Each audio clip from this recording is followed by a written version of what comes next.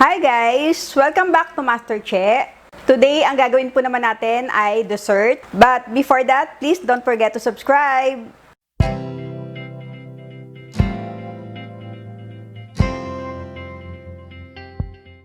Gagawa po tayo ngayon ng leche flan, ang paborito po ng lahat. Ito po ang ating mga kailangan.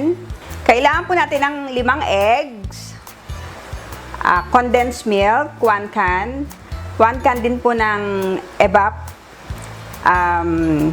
vanilla, salt, lemon peel, and half cup sugar. Okay, mag-start na po tayo.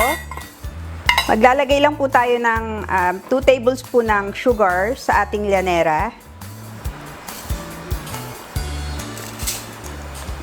Magkakaramelize po muna tayo ng sugar.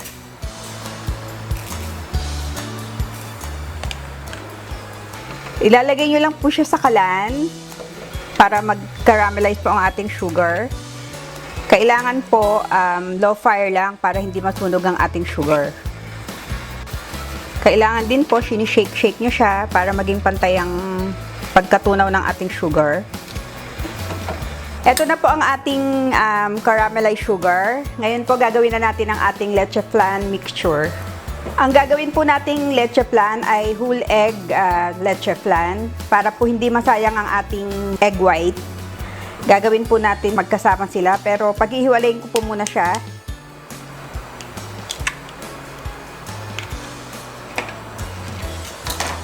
Lalagay lang po natin dito ang ating egg yolk and the white.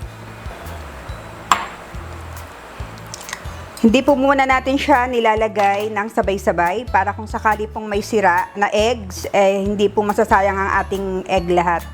Dahil pag nahaluan po siya ng bulok at marami siya, tatapon nyo na lahat ng eggs. So, kailangan po, isa-isa muna para kung may sira, siya lang ang tatapon nyo. At kailangan po, syempre, malinis ang kamay nyo. Kaya pinaghihiwalay ko po siya para lang ma-beat natin maigi yung ating egg white at para hindi po siya ma-overbeat. Ngayon, ibibit na po natin ang ating egg white.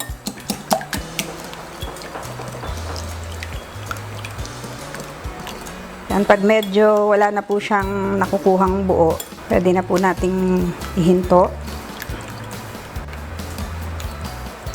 Yan po ang ating egg yolk.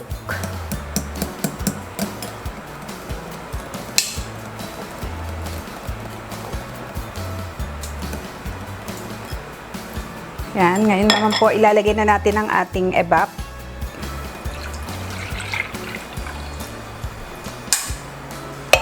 And ang ating sugar. Ang ating 1 teaspoon vanilla.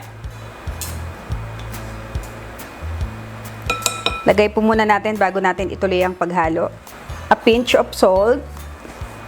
Konti lang po. At ang ating lemon peel, lalagay lang po natin dito. Ngayon, pagsasamahin na po natin siya.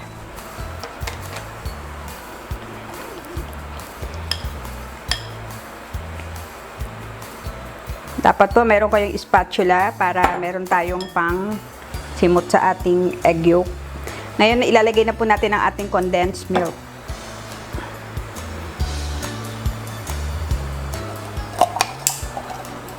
Simutin po natin para walang masayang. Bibit lang po natin.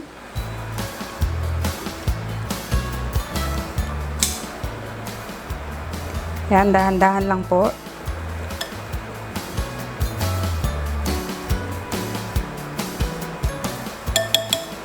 Yan naman po ang ating milk.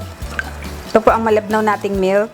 Ihahalo na rin po natin siya. Haluin lang natin maigi para po matunaw ang ating sugar.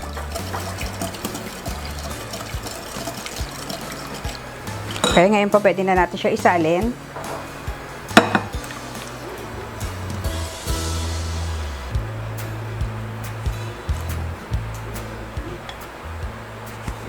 Then, mimix lang po natin.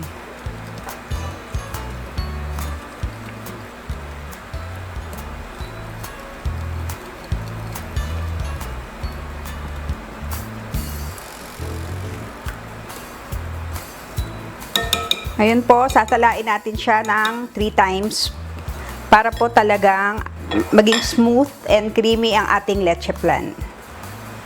Sali na po natin siya dito. Dahan-dahan lang po.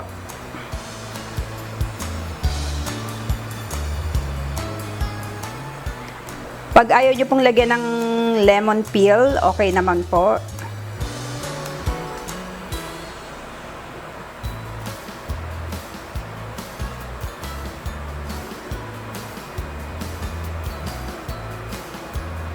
I-drain po natin siya uli. Ito, pangalawang drain na po siya. Kasi para po talagang maging pino ang ating leche flan. Yung iba, gumagamit ng katsa sa pagde-drain. Kaya lang po, wala akong katsa kaya ito na lang.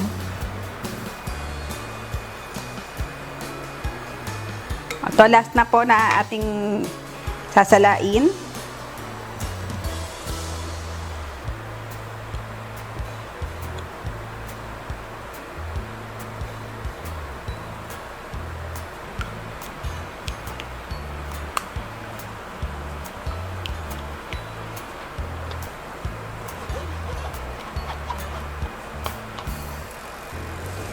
Okay, tapos na po. Ayun, lalagay na natin siya sa ating llanera. Kailangan po malamig na ang ating caramelized sugar pag nilagay natin ang ating leche flan. At kailangan din po na meron na kayong naka-readyng kumukulong tubig para sa pag-steam natin ng leche flan. Ayun, lalagay na po natin siya.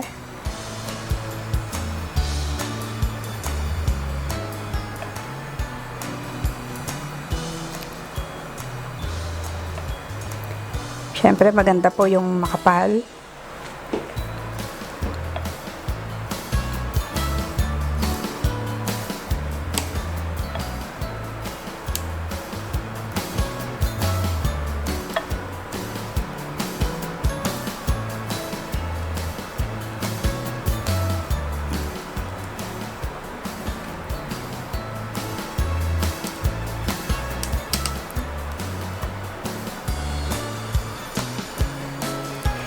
Lalagyan ko rin po itong dalawa para po gagawa rin tayo ng cream brulee using leche flan mixture. I-steam din po natin ito.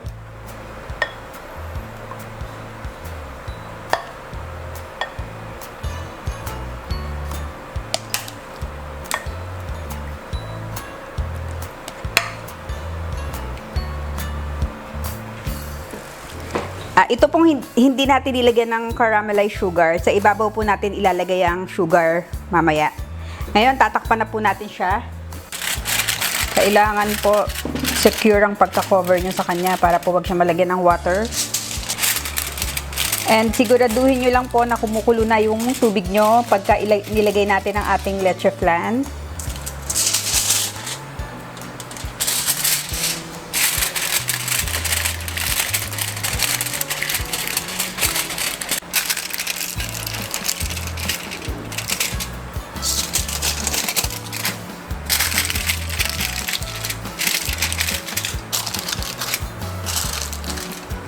Ngayon, ilalagay na po natin ang ating leche flan sa ating steamer. Make sure na kumukulo po ang ating steamer bago po natin ilagay ang ating leche flan. Ayan, lalagay lang po natin siya.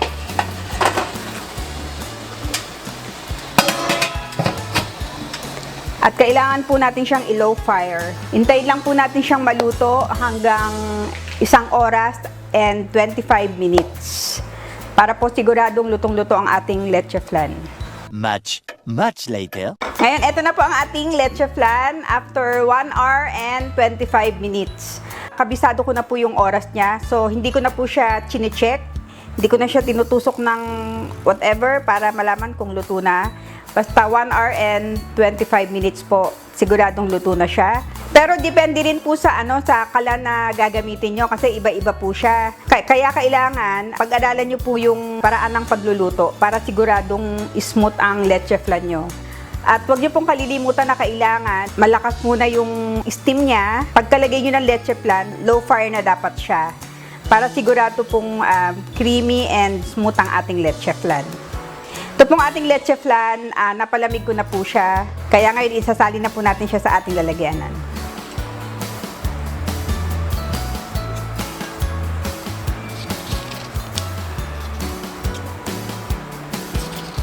Sali na po natin siya.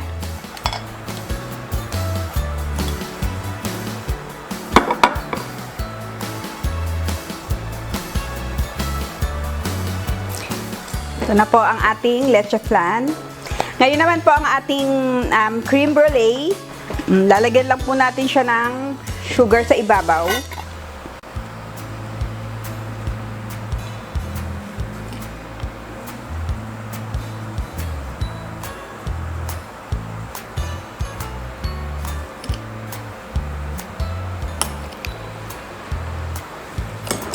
Tapos po ito-torch natin siya. Ngayon po, ito-torch na natin ang ating cream brulee.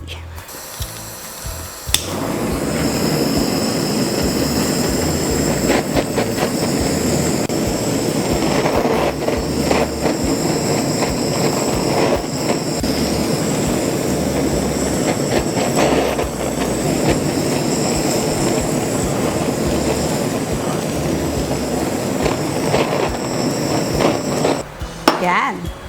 Meron na po tayong cream brulee.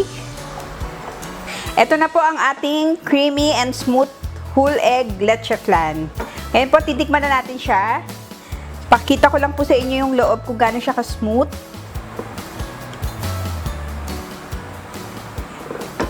Yan, tignan nyo po. Napaka-smooth niya kahit meron siyang egg white.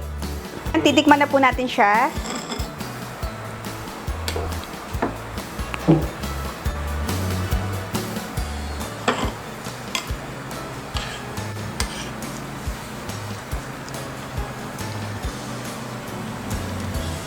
Sarap po.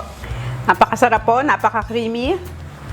Hindi nyo po malalasahan na meron siyang halong egg white. Tignan naman po natin ang ating cream brulee. Yan, tignan nyo po. Babasagin lang natin siya.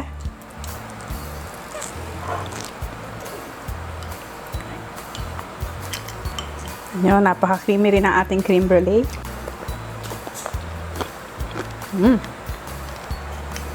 Sana po nag-enjoy kayo sa ating video and sana po i-try nyo gawin ang ating leche flan. Pagka gusto nyo po na ang gagawin nating leche flan ay egg yolk lang, just comment below lang po. And please don't forget to subscribe kung nag-enjoy po kayo sa ating video. Thank you guys and see you next time. God bless you all.